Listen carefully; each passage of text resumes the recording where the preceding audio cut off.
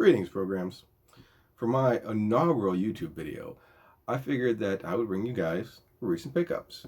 And through the course of it, learn a little bit about me and my collecting and how I go about it.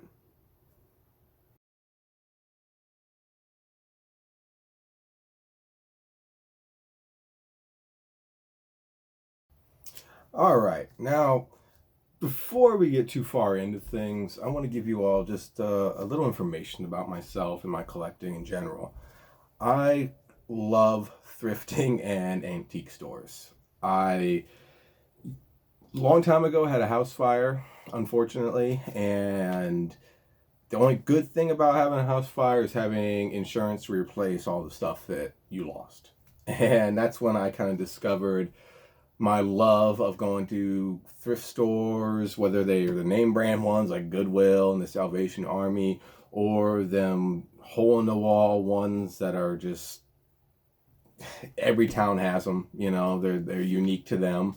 Honestly, those usually have the best stuff because they're not picked over and sent to like their online websites like Goodwill loves to do anymore. So yeah, that and antique stores. Antique stores especially, those are a complete gamble. You can either find what you want, at a great price, and you'll think you stumbled across, a lost treasure, or the person that just found the highest price and slapped that on there and think that's what it's gonna get, and it ends up sitting there, and every time you go by you look at it wantingly, but you're not gonna pay that price.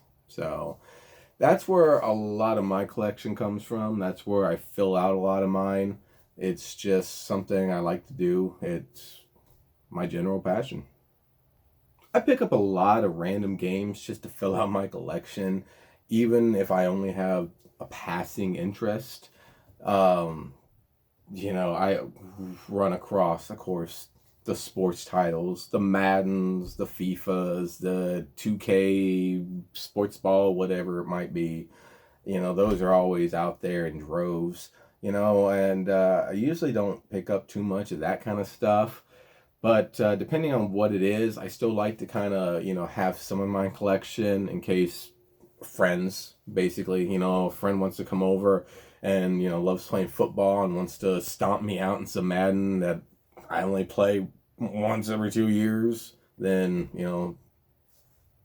cool, it's fun. That's why I got it. So those kind of things, I'll pick up just a copy just to have, just, in case that kind of occasion runs off. But I usually skip over that. I don't need every Madden from every year from 2000 all the way up to now. Same with the Wii stuff. Oh, there's a lot of shovelware out there for the Wii. And not only that, I don't need 8 copies of Wii Fit. You run across quite a bit of that, out there all the time in these places. But you still do find a pretty big and great collection of stuff if you just, are diligent and honestly go weekly. A lot of my friends look at me and like, dude, I just don't have the gumption. I don't have the will to go out there and do it weekly. And honestly, I just make a habit of on the way home from work, stop, hit my only ones. People there, honestly, at this point, kind of recognize me. They're real friendly towards me. I don't really know any of their names, and they don't know mine, but they're kind of like, oh yeah, you, I remember you. So yeah, I mean, that's what all I do. And honestly, 7 out of 10 times I walk out of there with nothing. I know where the spots are, where the electronic stuff is, where the movies are, where the games are, where the toys are, all those stuff that might be crammed in for all the nerd stuff that they just kind of stick in there because they don't know where it goes or what it is exactly. So, I know all those spots. I hit them up, go straight there, rummage through, and if there's actually nothing there, then I just turn and walk out. I'm done. But for them times that you do hit, you usually hit pretty good, and there's been times I've walked out of there with 12 Xbox 360 games that were all AAA titles that, someone obviously came in and just dropped down their collection in there. Same with movies. I'm a big movie buff. You can usually find a pretty good selection of movies, whether they're old, new, Blu-ray, DVD. even VHS. You know, depending on what the VHS title is, I still have a VCR. You know, I'll rock that shit. Oh, it's cool. So that's where a lot of it is. You just got to have a will. Where there's a will, there's a way, and that's how that collection continues to grow. So I think it's about time that we get into my recent pickups. Very first one that I hope to have a long series of, honestly, because I love collecting, and I love when I see other people's stuff. It's kind of cool. Sometimes I don't even know, I haven't seen that shit myself, and now I want it. And that happens quite a bit, and that's how I find my collection grows, is that, you know, I run across these things, whether just on my own or I see other people do it, and, you know, I know it's something I need in my collection.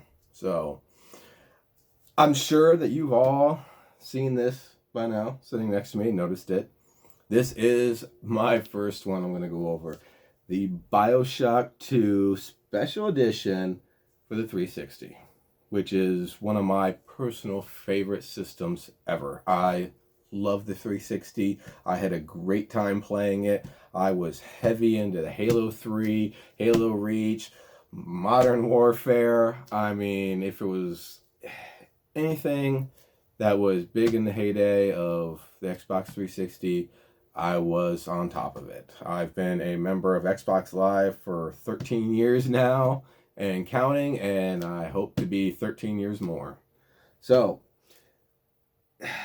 one caveat with this is it does not have the vinyl record in it. Now, I need to go pick that up because it's just awesome, and I need to have it complete. But I got this at a substantial discount because of that.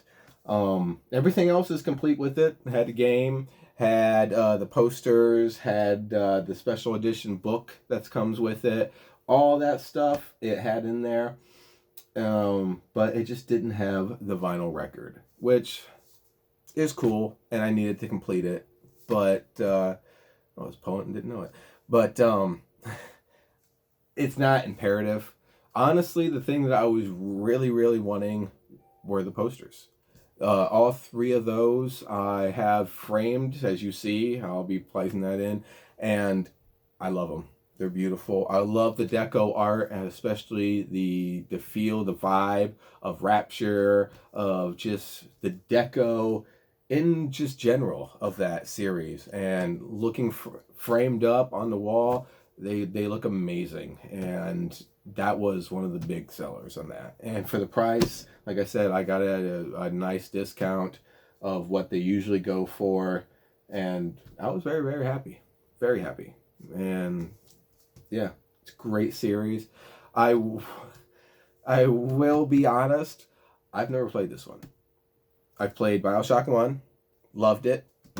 Never got around to playing BioShock 2 just because, you know, we all have that games list that just keeps going on and on and on of stuff that our to-do list. And I played BioShock Infinite, which is my personal fave of the two. Because I love the steampunk vibe, and I love the feel, and at the time it just hit me in the right spot, and it was just a great game, you know, and I really loved it. Never played this one. Want to, meaning to, again. I was all geared up to actually start the campaign, and then I kept hearing about how it's just one big escort mission. And for me, stealth, escort. No dice, son. Hate them. Hate them. To me, stealth is if you kill everyone and there's no one left to say anything, well then, no one left to say anything. And escort missions are just...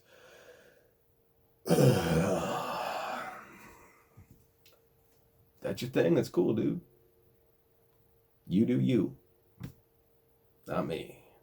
So I heard it's not actually quite that bad, but yeah, that is a recurring theme that I keep hearing in all the reviews, all the discussions about it. You know, they all like it. You know, it looks cool. I'll end up playing it, you know, eventually here, probably sooner rather than later.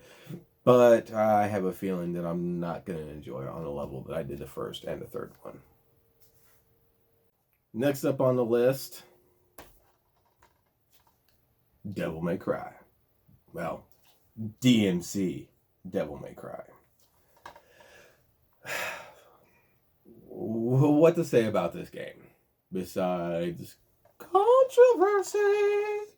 So, I'm not a massive Devil May Cry fan. I'm not against it. I just have never seen the game and thought, well, that's something I gotta play. I never seen the character of Dante and just was like magically drawn to it and just felt a real connection to the series before. But there's nothing bad against it. I mean, I like the gameplay style that they all, and everyone seems to love, well, not everyone, but many people seem to love this series. Even as a casual fan, I am well aware of the feelings of this game. Looking it up, obviously, it got really good reviews all across the board. Critics loved this game. Like, they thought this was the bee's knees when it came out. It was the shit for them. Less so by long-term fans. Now, long-term fans are a fickle thing. You are a long-term fan of something, and you feel very passionate about whatever that might be. It might be puppies, it could be Oreo cookies, it could be Devil May Cry, it could be Star Trek, it could be lollipops. I don't know. But you have that passion, and no one's going to tell you what's up with it because you know what's up with it. It's your passion. You've read everything, you know what's up. And going along with that, there's a sense of ownership that develops. I have that. I'm a huge Star Trek fan, and the Prime universe is my Star Trek. Whether it's from the original series all the way up through Deep Space Nine, which is my favorite. Deep Space Nine is the shit. Don't let anyone tell you otherwise. To Enterprise, that was a good one too. To the movies. Except for the Kelvin universe and that whole split off and all that, and the J.J. Abrams lens flare bullshit. And, I went to the theaters, I saw them all and everything, and I'm not going to completely poo on them. But, yeah. So you see what I'm getting at. White-haired wig Dante, this emo Dante that they say, I don't know what, they even throw a little fan service, like I said, white wig, I know of that. Even as a casual fan, I know of that. So, I'm going into this expecting just to maybe enjoy the gameplay itself and kind of see the story, because the story's supposed to be good, and I don't have that attachment to the white-haired. I know this is supposed to be like a parallel universe or something, like an alternate timeline type thing. I don't know. So they didn't piss all over long-term fans and, white wig Dante. But, yeah, I'm looking forward to this, honestly. I want to see what's up with it. If all the reviewers are talking about how good the gameplay is, can't be that bad. All right, next up on the list, Crysis III. Now, can I play Crysis? I'm assuming my 360 can. I have honestly never played a Crysis game in my life. I've had heard great things about this. Obviously, Crysis and gaming for a while, they were pretty much synonymous, especially with the PC gaming community. And it is a mature game, so I'm surprised I never got around to playing this. But, yeah, I never have before. Doing a little research for this video about this game, I saw that it had stellar reviews all across the board. People really, really loved this game. Loved the series, which, again, I knew, but never playing one, just, kind of seeing it in reviews, random, reading it in magazines and stuff like that. I was aware, I was familiar with it, but not on the level that people really do love this game. Um, I'm not sure. Should I play this game? Should I start with Crysis 3? The story is supposed to be awesome, being the conclusion to the trilogy. That's what everyone says. But that being said, it is the conclusion of a trilogy. I mean, should I go back and play the first one and the second one? They got stellar reviews as well, so I'm assuming that they're just as good. Obviously, the trilogy is beloved. You guys tell me. Let me know down below in the comments. Should I start here or should I start at the beginning and work my way through the series? Now, for my last pickup of this video, I think I saved the best for last. Recently, I was at a local thrift store and I came across an Xbox One. Now, it was mixed amongst the random electronics, not behind a glass case or anything like that. It had a sticker on it that read $29.99, bad HD as is. Now, the case of the Xbox had obviously been opened up. The side panel vent was kind of coming off, but it was there. It didn't look too bad. It was just an original Fat Boy Xbox One. And I kind of went back and forth, you know. I kind of did some price checks to see what they're going for right now. And the bad HD thing really perplexed me because it's like, bad hard drive. Like, what? So finally I figured, hell with it. I'm going to go with it. I'm going to pick it up. So I got home.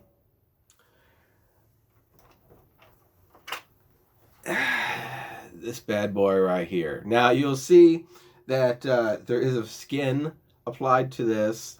This was not on there. I did that myself. So I got home. I looked up to see what would... Well, first off, I plugged it in and it started clicking. Came on, had the old guy's gamer tag on there and everything. I didn't hook it up online, but it seemed to work just fine. It just made this sound. So I thought, is it the disk drive? You know, bad HD? Oh, they meant disk drive, not hard drive. So swapping out a DVD drive is really easy. Now, the board and the DVD drive is married to each individual Xbox. So you do have to flip those out, and there is just a tiny bit of easy soldering to do.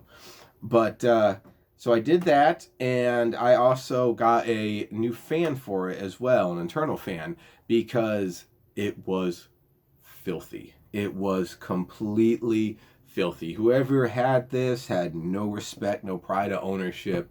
I mean, we all get dust and dirt in our console, but this was far and beyond. Like, they had no care about this thing whatsoever. So I cleaned it all out, made it look like new, and the fan came in a day later than the DVD drive did, and I was the Blu-ray drive, and I was just very anxious to see, did it fix it? So I put it all back together, comes on, still making the noise. Everything else works fine. Plays the game. I didn't leave it on too long because it was still making that ticking noise. I realized it was the fan. Duh. So next day, fan came in from Amazon, replaced it, worked like a champ. I did a factory reset to it, so just to completely wipe anything out, and it's been my second Xbox since, and it is beautiful. I bought the skin for it off eBay for like 13 bucks, and I've honestly been very impressed with it. There has been no peeling or anything like that. It comes on the side, and that's just that right there. But yeah, I stripped her completely down, cleaned her all up, and I've been very happy. The Blu-ray drive was 35 bucks, and the replacement fan was 15 bucks. So I mean, all into it, I'm under $100. You know, not counting the skin, which I did just, you know, for shits and giggles.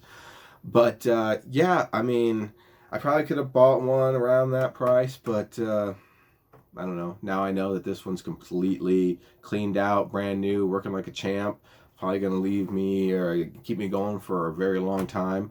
And just something I did. I like doing that. You'll see in this channel that I mod a lot of systems, either, you know, cosmetic or LED or just repair. And this was the first time I actually dug into an Xbox One. It was kind of cool. You could, you know, you learn about it without actually damaging your own system. You know, you're kind of, I don't want to do that to mine. But for a $30 thrift store find, this turned out excellent, and I'm very, very, very happy that I was able to find this and that I did jump on it because, you know, love Xbox. So that brings us to the end of my recent pickups. Obviously a Xbox Central one. As I explained in the video, I love all things Xbox.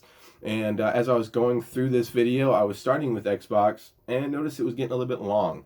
So I figured I would cut it up into several edit videos and cover my PlayStation pickups and my Nintendo pickups in other videos. So I hope y'all enjoyed. Any questions, leave below in the comments. Tell me what you think about, if you played any of those games, if you enjoyed them.